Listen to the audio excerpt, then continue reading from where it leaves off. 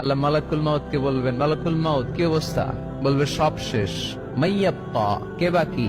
মালাকুল মাউত বলবে জিনেরা বাকি, যাদেরকে দেখা যায় না। আল্লাহ বলবেন জিনদেরকেও শেষ করে ফেলো, রুহু কবজ করো। মালাকুল মাউত আজরাইল জিনদের রুহু কবজ করবে।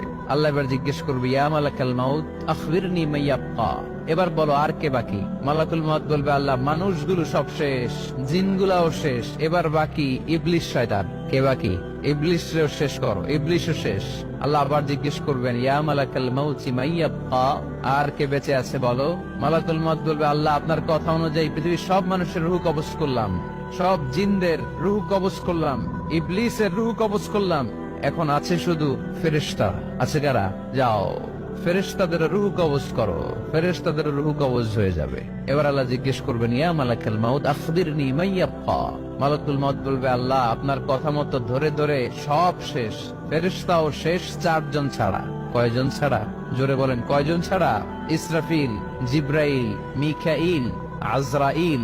আল্লাহ এই 4 জন আমরা বাকি। আল্লাহ বলবে, যাও ইযহাব ইনতালিক ইলা জিবরিল ওয়াকবাদ রূহা, জিব্রাইলের রূহ কবজ করো।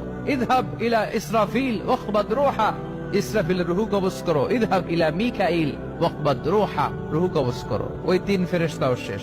এবার আল্লাহ তাআলা জিজ্ঞেস করবেন, ইয়া মালাকাল মাউত আখবিরনি মাইয়াব্বা, হে মালাকুল মাউত আর কে বাকি আছে বলো? মালাকুল মাউত বলবে, আল্লাহ আপনার কথা মতো মানুষগুলো শেষ, জিনগুলো শেষ, ইবলিস শেষ, আমার বাকি 3 ভাই ইসরাফিল, মিকাইল, জিব্রাইলও শেষ, শুধু আমি, শুধু আমি। আল্লাহ বলবেন, কেউ নাই? মালাকুল মাউত বলবে, না আল্লাহ কেউ নাই। এবার আল্লাহ তাআলা বলবেন, মালাকুল মাউত তুমি তো সবাই রে মারছো, এবার তুমি মরো, এবার তুমি মরো, তুমি মরো।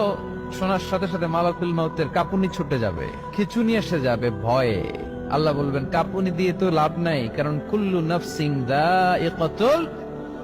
রব্বুল আলামিন বলবেন, মালাকুল মাউত কেঁদো না, এটাই দুনিয়ার বিধান, আমি আল্লাহর দেয়া বিধান, এটাই, জন্মালেই মরতে হয়। যাও জান্নাত জাহান্নামের মাঝখানে একটা জায়গা আছে, জায়গাটার নাম হলো আরাফ। এই আরাফের মধ্যখানে যে দাঁড়া, ওখানে যে মালাকুল মাউত কাঁপতে থাকবে।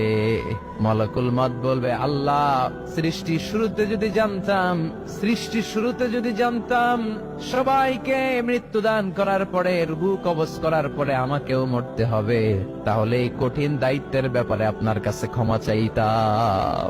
আজকে আমারও যে ভাগ্য বরণ করে নিতে হবে সৃষ্টির শুরুতে, আমি এটা কল্পনাই করতে পারি নাই। আল্লাহ বলবেন, নো টক, মুত, ইয়া মালাকাল মাউত, মর, মরে যা, মুত, মরে যাও।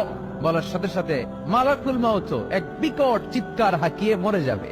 মালাকুল মাউতের চিৎকারটা সেদিন এত ভয়ঙ্কর হবে, বিষ্ণু ঈসা ইসলাম বলেন, ওই চিৎকারের আওয়াজ যদি পৃথিবীর মানুষেরা কান দিয়ে শুনতে পেত, তাহলে কিয়ামত সংগঠিত হওয়ার জন্য আলাদা করে ইসরাফিলের সিঙ্গার প্রয়োজন হতো না।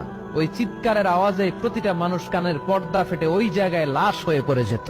এবার ডানে বায়ে সামনে পেছনে উপরে নিচে কেউ নাই, একজন ছাড়া। জোরে বলতে হবে, তিনি কে?